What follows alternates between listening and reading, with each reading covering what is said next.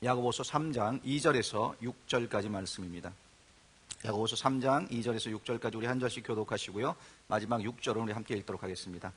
우리가 다 실수가 많으니 만일 말에 실수가 없는 자라면 곧 온전한 사람이라 능히 온 몸도 굴레 씌우리라. 우리가 말들의 입에 재갈 물리는 것은 우리에게 순종하게 하려고 그 온 몸을 제어하는 것이라.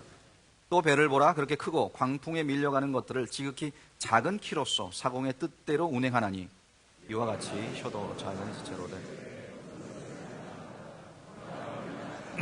얼마나 많은 나무를 태우는가. 혀는 곧 불이요 불의의 세계라. 다 함께 있습니다. 혀는 곧 불이요 불의의 세계라. 혀는 우리 지체 중에서 온몸을 더럽히고 삶의 수레바퀴를 불사르나니 그 사르는 것이 지옥불에서 나느니라. 아멘. 네, 옆에 분들과 이렇게 한번 인사했으면 좋겠습니다. 아름다운 말을 합시다. 네, 아름다운 말을 했으면 좋겠습니다. 자, 여러분들은 언제 어떻게 이 말하기를 시작을 하셨습니까? 이 말이라는 것이 매우 중요합니다. 이 사람이 소통하는데 필수적이기 때문에 이 말을 어떻게 하느냐가 참 중요해요. 아이들이요, 일찍 말을 배우면 우리 아이는 천재라고 이 부모들이 너무나 좋아합니다. 반대로 아이가 말을 늦게 배우면 무슨 문제가 있는 것은 아닌지 오히려 걱정하기도 합니다. 어떤 연구에 의하면요, 아이들이 말을 배우는 것은 엄마의 뱃속에 있을 때부터 이 말을 배우기 시작한다라고 합니다. 아이가 엄마의 뱃속에 있을 때요, 다른 사람들의 소리나 다른 소리에는 잘 반응하지 않지만 유독 이 엄마의 목소리에는 많은 반응을 한다는 거예요. 그래서 엄마가 평소에 하는 말, 사용하는 단어, 심지어 엄마가 하는 말의 그 뉘앙스까지 우리 자녀들에게 영향을 끼치게 되는 겁니다. 초등학생 딸을 둔 엄마가 있었습니다. 그런데 이 딸이요, 입만 열면 한숨을 푹푹 내쉬고 이 짜증난 말투로 이야기를 계속 하는 거예요. 그래서 이 딸이 걱정된 엄마는 딸을 데리고 상담사를 찾아갔습니다. 딸의 이 말투를 걱정하는 이 엄마의 말을 다 들어본 상담사는 다음과 같은 제안을 이 엄마에게 했습니다. 어머니, 평상시 어머니가 하시는 말씀을 녹음을 해서 한번 들어보세요 라고. 자, 그래서 이 엄마는요, 상담사가 시키는 대로 평상시 자기가 말하는 그 소리를 녹음해 보았어요. 그리고 그 소리를 들어보았습니다. 그 소리를 듣고는 이 엄마가 깜짝 놀란 거예요. 왜 놀랐을까요? 자신이 말하는 그 모습, 그 말투가 바로 딸이 했던 그 말투와 너무나 똑같았기 때문에 놀란 겁니다. 여러분, 이 말이라는 것도요, 대물림됩니다. 나 한 사람으로 끝나는 것이 아니라 나의 말하는 습관, 나의 말투, 그것은 누군가에게 전해지고 또 누군가에게, 특별히 우리 자녀들에게 대물림된다라는 거예요. 그래서 남자들은요, 하루에 약 7,000마디의 말을 한다고 합니다. 그런데 여자분들은 약 2만 마디의 말을 한다고 해요. 제가 하는 말이 아니고요, 이 BBC 뉴스에 실렸던 내용입니다. 네. 그래서 여자들을 보면 누군가 이렇게 전화 통화를 막 해요. 1시간씩 열심히 합니다. 그리고 전화를 끊으면서 그래, 자세한 얘기는 우리 나중에 만나서 하자라고 이야기를 합니다. 또 만나서 한참을 이야기를 해요. 커피를 마시면서 재밌게 이야기를 해요. 그러면서 헤어지면서 그래, 내가 전화할게, 그때 우리 계속 이야기하자라고 말을 합니다. 자, 남자든 여자든 우리는 말을 많이 하면서 살아갑니다. 그래서 그런지요, 이 말의 중요성을 우리가 잘 모를 때가 너무나 많다라는 거예요. 말에는 이 음성 언어가 있고 또 문자 언어가 있습니다. 또 수화나 제스처 같은 그런 행동으로 나타나는 언어들도 있습니다. 특별히 요즘 젊은이들은 이 음성 언어보다는 문자 언어가 훨씬 더 익숙한 그런 언어가 되어 버렸습니다. 지난주 이 카카오톡이 마비가 되었어요. 그렇죠? 카카오톡이 마비가 되자 한국 같은 경우에는 이 문자로 업무를 보고 이 카카오톡으로 이 문서를 보내던 그런 사람들은 일찍 회사에서 퇴근을 했다고 합니다. 더 이상 일을 할 수가 없었던 거죠. 또 문자로 예약을 받고 문자로 주문을 받던 식당들 같은 경우에는 문을 닫아야 했습니다. 자, 또 우리 가끔씩요, 이 카톡방, 그룹방이 있는데 거기에 이제 실수로 글들을 올리는 경우가 있어요. 개인에게 보내줘야 되는 그런 문자가 이 그룹방에 올라오는 바람에 고의는 아니었는데 여러 사람이 그 내용을 보게 되는 그런 사고도 가끔씩 일어납니다. 그리고 이 말과 문자라는 것의 이 파급 효과가 얼마나 대단한지요, 연예계에서도 보게 되면 이 악성 댓글로 시달리다가 심한 우울증에 빠져서 스스로 목숨을 끊는 그런 연예인들도 여럿 있을 정도입니다. 그럼에도 많은 사람들이 그 심각성을 깨닫지 못하고 이 말을 함부로 하며 살아갑니다. 비방하고 질투하고 험담하고 음란한 말들을 하고 멸시하고 차별의 말, 폭력의 말, 정죄의 말들을 거침없이 쏟아냅니다. 그로 인해서 사람들의 마음이 병들게 되고요. 또 이 분노와 상처 주기와 또 복수라는 그런 악순환이 계속해서 반복된다는 거예요. 그 상처들이 한 사람을 죽음으로 몰고 가는 그런 끔찍한 일들을 이 말이 만들어내기도 한다는 겁니다. 자, 그러면 여러분들은 어떤 말을 하십니까? 어떤 말을 하며 사용합니까? 우리가 매일 사용하는 그 단어들, 말투, 전달하는 그 메시지에는 어떤 종류의 메시지가 담겨져 있습니까? 생각 외로요, 우리가 하는 말들을 하나하나 분석해 보면, 물론 모두는 아니에요. 그러나 상당히 많은 경우 이 부정적인 말들과 상처 주는 말들을 상당히 많이 하면서 우리가 살아가고 있더라는 겁니다. 하루는요, 할아버지 할머니 부부가 나들이를 가셨습니다. 한참 걷다 보니까 이 할머니의 다리가 아파오고 피곤해진 거예요. 그래서 할아버지에게 이렇게 부탁을 합니다. 영감, 내가 좀 힘들어서 그런데 나 좀 업어주세요 라고 부탁을 해요. 그런데 할아버지는 업어주기가 싫은 거예요. 나도 피곤한데 이 할망까지 내가 업어야 되나 라고 생각을 했습니다. 그런데 또 나중에 안 업어주면 얼마나 잔소리를 할까. 그 잔소리를 생각하니까 그래, 그냥 업어주자, 업어주는 게 낫겠다라고 생각을 하고는 할머니를 업었습니다. 자, 그렇게 가고 있는데 이 업혀가던 할머니가 좀 미안한 마음이 드는 거예요. 그래서 할아버지께 이렇게 말합니다. 제가 무겁죠? 제가 무겁죠? 라고 이 미안한 마음으로 할아버지께 말씀을 드렸어요. 그랬더니 이 짜증이 상당히 나신 할아버지께서 이렇게 대답을 했다고 합니다. 그걸 몰라서 묻나? 당연히 무겁지. 머리는 돌덩이지, 얼굴은 철판이지, 간은 부었지. 당연히 무거울 수밖에 라고 할아버지께서 이야기를 하셨다는 거예요. 그렇게 가다가 할아버지가 발목을 삐끗하셨습니다. 더 이상 걷지를 못한 거예요. 그래서 이번에는 할머니가 할아버지를 등에 업고 이 집에까지 걸어가야만 했습니다. 우리 할아버지가 조금 가다가 미안한 마음이 들었습니다. 그래서 할머니에게 나 무겁지요 라고 말하면 아까 자기가 했던 그 말들을 다시 다 되돌려들을 것 같아요. 되돌려들을 것 같아가지고 여보, 나 가볍지요 라고 이야기를 하신 겁니다. 그랬더니 할머니가 뭐라고 대답하셨을 것 같습니까? 할머니가 이렇게 대답하셨다고 해요. 그럼 가볍지요. 머리는 비었지, 입은 싸지, 허파에는 바람이 잔뜩 들었지, 가벼울 수밖에 라고 이야기를 했다고 합니다. 여러분, 우리가 대화를 할 때 이 할아버지와 할머니처럼 대화하지 않습니까? 우리가 비록 웃고는 있지만 칭찬과는 거리가 먼, 격려와는 거리가 먼 상대방을 깎아내리고 정죄하고 비방하는 그런 말들을 하면서 상대방에게 상처를 입히고는 아무 잘못도 하지 않은 것처럼 당연한 것처럼 살아가는 그런 모습이 우리의 모습은 아니겠는지요. 앞으로 몇 주 동안 우리가 이 말에 대해서 함께 생각해 보기를 원합니다.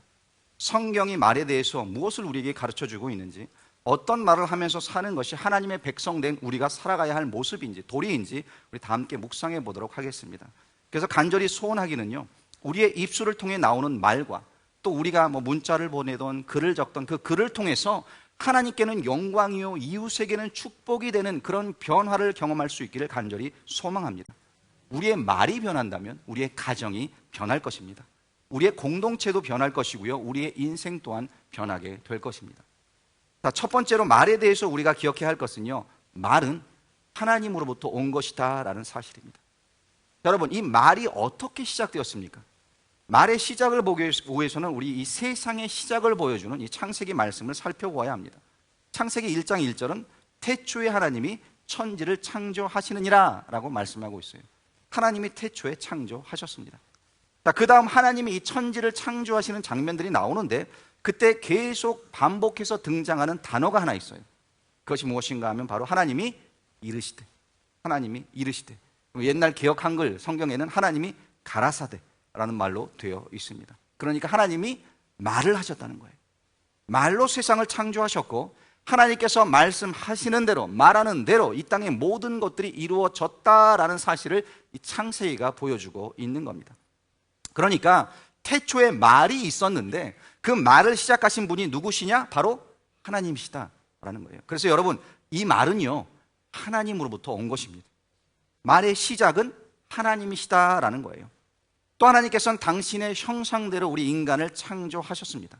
그리고 인간에게 말씀하셨습니다. 생육하고 번성하여 땅에 충만하라. 그래서 인간이 처음 들었던 말도요, 사람의 말이 아니었어요. 처음 들은 말도 하나님의 말이었습니다.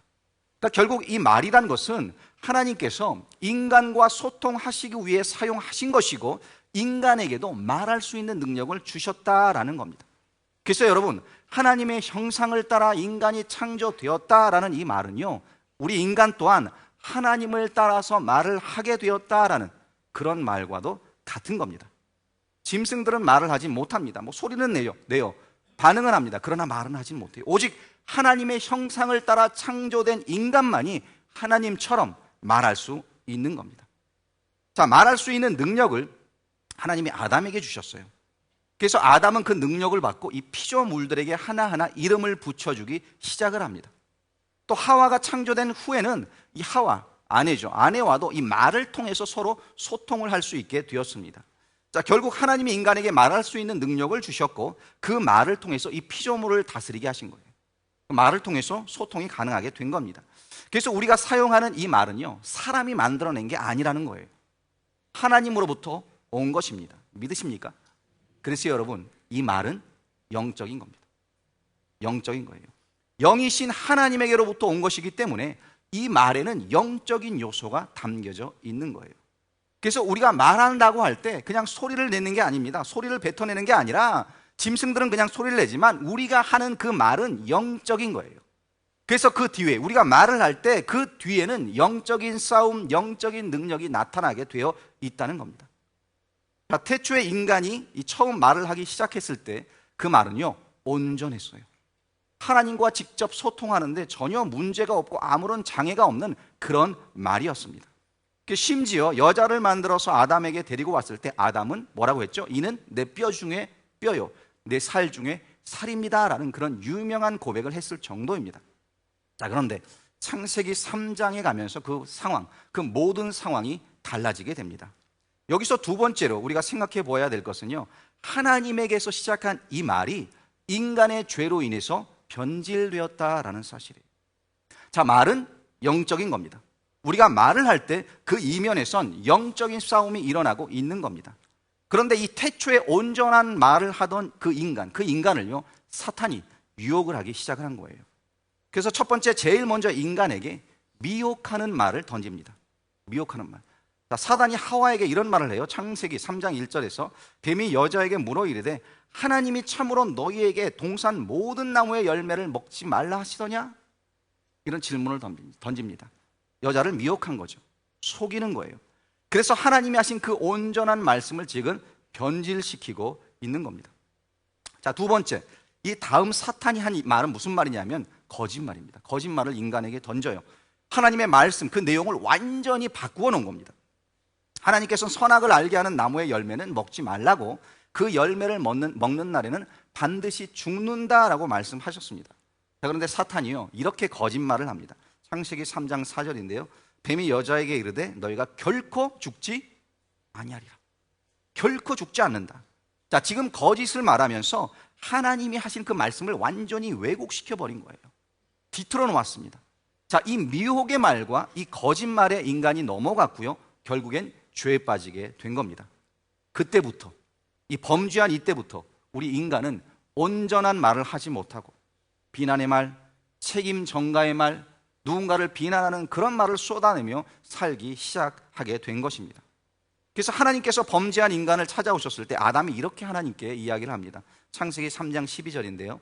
아담이 이르되 하나님이 주셔서 나와 함께 있게 하신 여자, 그가 그 나무 열매를 내게 주므로 내가 먹었나이다. 참 비겁한 모습을 아담이 보여주고 있습니다. 처음 하와를 보았을 때, 아내를 보았을 때 이 여인은 내 뼈 중에 뼈요, 내 살 중에 살이라, 그런 사랑 고백을 했어요. 자, 그런데 죄가 들어오자 어떻게 됩니까? 그 말이 바뀝니다. 변질됩니다. 하나님이 주신 이 여자 때문에 내가 그 열매를 먹었습니다. 그냥 그 죄를 지금 하와에게 뒤집어 씌우고 있는 거예요. 그래서 여러분, 이 말이라는 것이요, 영적이라는 겁니다. 죄와 무관하지 않기 때문에 그렇습니다. 사단이 끼어들기 시작하면서 우리가 사용하는 이 언어가요, 혼란스럽게 되었고요, 심지어 하나님의 권위에도 도전을 하게 되는 그런 말들을 우리가 하게 된 것입니다. 자, 인간이 타락하기 전에는 입에서 나오는 그 모든 말들이 하나님의 기준과 하나님의 뜻과 일치했습니다. 그러나 타락하고 나서는 모든 것이 깨어지고 혼란스럽게 되는 것이에요. 그래서 지금 우리가 사용하는 이 말이 하나님 앞에 합당한 말일 수도 있고요, 사탄의 미혹에 따라 하게 되는 그런 거짓말이 될 수도 있다라는 겁니다. 다시 말하면 내 입에서 나오는 말이 하나님의 도구가 될 수 있지만 사탄의 도구 또한 될 수 있다라는 사실이에요. 여러분 이해되십니까? 그래서 우리가 하는 이 말이 영적이라는 겁니다. 한 영혼을 구원할 수도 있지만 한 영혼을 실족해 하는 그런 말도 내 입에서 나올 수 있다라는 거예요. 자, 그래서 세 번째로 우리가 생각해 보아야 할 것은요, 이 말에는 능력이 있다라는 사실입니다. 말에는 능력이 있습니다. 자, 오늘 본문 3절과 4절에 보시면 야고보가 이런 말을 합니다. 우리가 말들의 입에 재갈 물리는 것은 우리에게 순종하게 하려고 그 온몸을 제어하는 것이라. 또 배를 보라, 그렇게 크고 광풍에 밀려가는 것들을 지극히 작은 키로서 사공의 뜻대로 운행하나니. 자, 여기서 이 타는 말과 배를 예로 들면서 지금 설명하고 있습니다.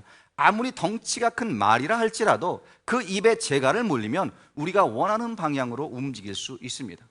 또 큰 배가 있지만 그 배의 방향을 결정하는 것은 아주 작은 키다라는 거예요. 마찬가지로 우리 입에서 나오는 그 말이 비록 작아 보여도, 작은 것 같아도 듣는 사람에게는 큰 영향력을 끼칠 수 있는 그런 능력이 있다라는 거죠. 그래서 먼저 말에는요, 선한 영향력이 있습니다. 우리 말로 긍정적인 영향력을 끼칠 수가 있어요. 잠언 16장 24절을 보시면 선한 말은 꿀송이 같아서 마음에 달고 뼈에 양약이 되느니라. 자, 그렇습니다. 말에는요, 이 약이 되는, 치료할 수 있는 그런 능력이 있습니다. 말이요, 마음이 상한 것과 몸이 상한 것을 치료합니다. 또 망가진 인간관계를 치유하기도 한다는 겁니다. 옛날 조선시대에 이 박만득이라는 백정이 있었습니다. 하루는 두 사람의 양반이 그의 푸주간에 가서 이 고기를 이제 사러 간 거예요. 한 양반이 먼저 늘 하던 습관대로 야, 만득아, 고기 한 근만 다오라고 이야기를 했습니다. 그랬더니 만득이가 예 하면서 고기 한 근을 썰어서 주었어요. 그런데 또 다른 양반이 이렇게 말을 합니다. 이복의 박서왕, 고기 한 근만 주게나. 그랬더니 만득이가 고기를 이제 자르는데 언뜻 보아도 이 먼저 주문한 사람보다 훨씬 더 큰 덩어리로 고기를 자른 거예요. 똑같이 한 근이라고 말했는데 어떤 사람에게는 크게 주고 어떤 사람은 작게 준 겁니다. 자, 그랬더니 처음 고기를 받은 그 양반이 화가 났습니다. 그래서 이제 따지기 시작을 한 거죠. 야, 내 것은 왜 이렇게 작아? 라고 물었습니다. 그랬더니 만드기가 이렇게 대답을 했다고 합니다. 손님, 그것은 손님 것은 만드기가 자른 것이고 저 손님 것은 박서방이 자른 것이기 때문에 다른 겁니다 라고 이야기를 했다는 거예요. 여러분, 때로는 우리가 하는 한마디 말이요, 사람의 마음을 기쁘게 할 수도 있고 힘을 주기도 하고 그 사람을 변화시키는 능력이 되기도 합니다. 그래서 이 대인관계, 사람과의 관계에서 이 말이라는 것이 너무나도 중요한 거예요. 부부 사이에도, 가족 간에, 또 자녀와의 관계에서도, 심지어 교회 안에서 우리가 신앙생활을 하는 이 믿음의 형제들 간에도 이 말이라는 것이 너무나도 중요한 겁니다. 여러분, 선한 영향력을 끼치는 말을 하시며 사시기를 간절히 부탁드립니다. 여러분이 하시는 말로 사람들이 치유받고 위로받고 회복되어지는, 그렇게 영혼을 살리는 말을 하시며 사시기를 간절히 축복합니다. 자, 그 다음 말이 가진 능력은요, 부정적인 능력이에요. 부정적인 영향력을 이 말이 끼친다는 겁니다. 그래서 오늘 본문 5절과 6절을 보시면 또 야고보 사도가 이렇게 말을 합니다. 이와 같이 혀도 작은 지체로되 큰 것을 자랑하도다. 보라, 얼마나 작은 불이 얼마나 많은 나무를 태우는가. 혀는 곧 불이요 불의의 세계라. 혀는 우리 지체 중에서 온몸을 더럽히고 삶의 수레바퀴를 불사르나니 그 사르는 것이 지옥불에서 나느니라. 야고보는요, 이 작은 불꽃이 수많은 나무를 태운다, 숲을 태운다라고 말을 합니다. 또 이 혀가 비록 작은 것이지만 삶의 수레바퀴를 불사른다고, 그러니까 우리의 인생과 우리가 살고 있는 이 세계를 다 불사르고 파괴할 수 있는 힘이다 라고 지금 말하고 있어요. 그래서 뭐랑 비교하고 있는가 하면 지옥불과 지금 비교하고 있을 정도입니다. 그 정도의 파괴력이, 부정적인 능력이 이 말에 있다는 겁니다. 잠언 18장 21절에도 보면은요, 혀의 능력에 대해서 이렇게 말씀했습니다. 죽고 사는 것이 혀의 힘에 달렸나니 혀를 쓰기 좋아하는 자는 혀의 열매를 먹으리라. 그러니까 혀에는 힘이 있다는 거예요. 능력이 있습니다. 죽이는 힘도 있고 살리는 힘도 있다라는 겁니다. 여러분, 앞에서도 말씀드렸지만요, 많은 연예인들이 이 악플이라는 것에 시달리다가 스스로 목숨을 끊는 그런 극단적인 선택을 하기도 했습니다. 비록 직접 때리지는 않았습니다. 폭행을 가한 것은 아니에요. 그렇게 때려서 죽이진 않았습니다. 그러나 말로 사람을 죽인 겁니다. 그렇습니다. 이 말로 사람을 죽게 할 수 있습니다. 말로 사람을 병들게 할 수도 있는 겁니다. 말로 한 사람의 인생을 망칠 수도 있는 거예요. 그래서 여러분, 우리는요, 내가 하는 이 말에 엄청난 영향력이 있다라는 것을 늘 항상 인식하며 기억하며 살아야 하는 겁니다. 말이 사람을 살리기도 하고 말이 사람을 죽이기도 합니다.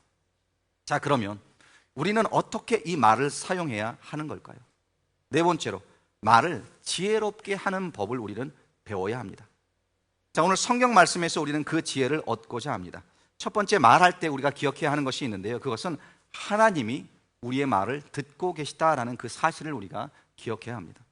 자, 시편 139편 3절과 4절 말씀에 보면 이런 말씀이 나옵니다. 나의 모든 길과 내가 눕는 것을 살펴보셨으므로 나의 모든 행위를 익히 아시오니 여호와여 내 혀의 말을 알지 못하시는 것이 하나도 없으시니이다. 지금 다윗이 이렇게 고백을 하고 있죠. 하나님, 내 혀의 말, 내가 하는 그 모든 말을 하나님은 아십니다. 그렇습니다. 하나님은 나의 모든 것을 아십니다. 우리의 생각도 아시고요, 우리가 하는 그 말도 주님은 지금 듣고 계시다는 거예요. 그래서 여러분, 우리가 말을 할 때 사실은 하나님 앞에서 말한다라는 것을 기억해야 합니다. 사람 앞에서 하는 것이 아니라, 비록 사람을 향해서 우리가 말을 한다 할지라도 하나님께서 그 말씀을 듣고 계시기 때문에 하나님 앞에서 하는 것이다 라는 이 사실을 잊어서는 안 된다는 겁니다. 이 사실을 확실하게 증거해 주는 말씀이요, 이 성경 민수기에 나옵니다. 민수기 14장 27절 28절이 나오고 있는데 이렇게 말씀합니다. 나를 원망하는 이 악한 회중에게 내가 어느 때까지 참으랴. 이스라엘 자손이 나를 향하여 원망하는 바 그 원망하는 말을 내가 들었노라. 그들에게 이르기를 여호와의 말씀에 내 삶을 두고 맹세하노라. 너희 말이 내 귀에 들린 대로 내가 너희에게 행하리니. 너희 말이 내 귀에 들린 대로 내가 너희에게 행하겠다. 자, 이 말씀의 배경을 여러분들은 잘 아실 겁니다. 가나안 땅을 정탐하기 위해서 12명의 정탐꾼들을 보냈습니다. 그들이 돌아와서 보고를 하는데 그 중에 단지 2명 여호수아와 갈렙만이 하나님께서 우리와 함께 하시면 우리는 저들과 싸워서 이길 수 있다, 저 땅을 차지할 수 있다라는 보고를 합니다. 근데 나머지 10명은 안 된다, 우리는 저들 앞에서 메뚜기다, 싸워봤자 상대도 안 되고 다 죽는다라는 이런 암울한 보고를 이들이 하게 됩니다. 이 보고를 들은 이스라엘 백성들은요, 원망을 하기 시작을 해요. 성경에 보면 모세와 아론을 향해서 이들이 원망을 했다라고 말씀합니다. 차라리 애굽 땅에서 우리가 죽었더라면, 그냥 광야에서 죽었으면 좋았을 것을 이라는 이런 말을 모세와 아론에게 해요. 그런데 하나님께서 그 말을 들으셨다는 거예요. 들으셨습니다.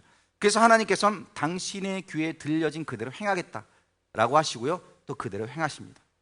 그래서 이 여호수아와 갈렙을 제외한 나머지 20세 이상 이 애굽에서 나왔던 그 이스라엘 백성들 모두가 다 광야에서 죽게 된 것이에요. 여러분, 그렇습니다. 우리는요, 하나님 앞에서 말하는 겁니다. 잊지 마시기 바랍니다. 하나님께서 우리가 하는 말을 듣고 계세요.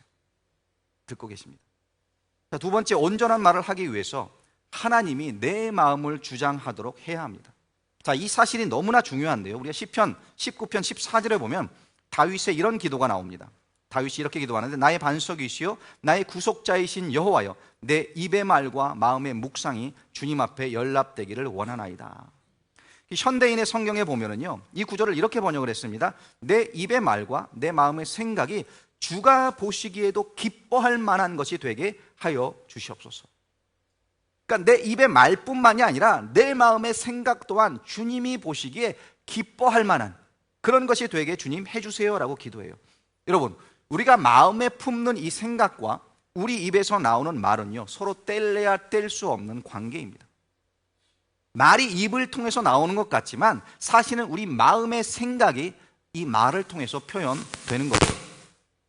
내 마음의 생각이 하나님의 생각과 같게 해달라고 우리가 기도할 수 있어야 합니다. 그리고 하나님의 생각을 내가 말로 표현하게 해달라고 우리가 또한 기도해야 될 줄로 믿습니다. 이 존 파이퍼 목사님과 저스턴 테일러 목사님이라는 분, 이 두 분이 함께 쓰신 책이 하나가 있는데 말씀의 능력과 하나님의 경이로움이라는 책이에요. 우리나라 말로도 번역되어 있는지는 잘 모르겠는데 이 나라 말로는 번역되어 있습니다. 이 책에 보면 이런 말씀이 있습니다. 말의 문제는 마음의 문제다. 내 마음의 생각과 내 입술의 말 사이에는 유기적인 일관성이 있다. 따라서 마음을 다스리는 자가 말도 다스린다. 이 마음과 우리 마음의 생각과 말이 일맥상통한다는 거죠. 그래서 여러분, 이 마음이 병들면요, 내 입에서 나오는 말도 병든 말이 나오게 되어 있습니다. 마음이 행복하면 우리 입에선 행복한 말이 나오는 거예요. 자, 그런데 이 마음의 문제는요, 내 힘으로 어떻게 해볼 수 없다는 데 문제가 있습니다. 내 힘으로 내 마음을 치유할 수 없고요, 내 힘으로 내 감정을 극복하기가 너무나 어렵습니다. 심지어 우리 마음 깊은 곳에 상처, 아픔, 그런 찌끄러기들이 있는데, 그 밑바닥에 가라앉아 있는데, 누군가 나를 자극하고 그것을 막 휘저으면 어떻게 돼요? 그 찌꺼기들이 다 위로 올라옵니다. 그리고 입을 통해 다시 튀어나오게 된다는 거예요. 그렇기 때문에 우리의 마음이 새롭게 되기 위해서 나의 노력으로 되는 것이 아닙니다. 하나님의 사랑과 은혜를 우리가 더 많이 경험해야 되고요, 더 많이 느껴야 되고요, 하나님의 은혜와 사랑 가운데 우리를 푹 담가야지만, 그래야지만 우리 10년 가운데 마음이 진짜 참된 변화를 경험하게 된다는 거예요. 그렇게 하나님의 사랑으로 나의 마음이 가득 채워진다면, 하나님의 은혜로 내 마음의 상처가 치유된다면, 그때 비로소 내가 사랑의 말을 할 수 있고요, 용서의 말을 할 수 있고요, 하나님이 기뻐하시는 그 말을 할 수 있게 된다는 겁니다. 그렇습니다. 마음이 변해야 말도 변하는 겁니다. 내 생각이 변해야 내 말이 변하는 거예요. 그래서 보면 하루 종일 이 건강만 생각하시는 분들은 늘 항상 이 건강에 대한 이야기만 하십니다. 또 하루 종일 이 골프만 생각하시는 분들은 늘 골프에 대한 이야기만을 하세요. 하나님의 말씀만을 생각하시는 분들은 또 하나님의 말씀에 대한 이야기를 계속 하십니다.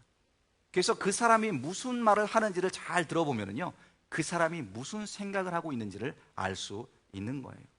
여러분, 말은 하나님의 선물입니다. 하나님이 주셨어요. 그러나 죄로 인해서 이 아름다운 말이 파괴되기 시작을 했습니다. 그래서 영적 전쟁이라는 이 영역 속으로 우리가 하는 이 말이 들어가게 된 것입니다. 우리가 원하든 원치 않든. 그래서 이 말은 살리기도 하고요, 죽이기도 합니다. 간절히 바라기는 내 마음의 생각과 또 내 입술의 말이 하나님 보시기에 기뻐할 만한 것이 될 수 있도록 하나님의 다스림 아래 우리가 순종하며 살아갈 수 있기를 간절히 축원드립니다. 그렇게 우리 베델 공동체가 말로 서로를 괴롭게 하는 것이 아니라 말로 서로에게 희망을 주고 용기를 주고 치유해 주는 그런 아름다운 말이 오가는 그런 복된 공동체가 되기를 간절히 축원드립니다.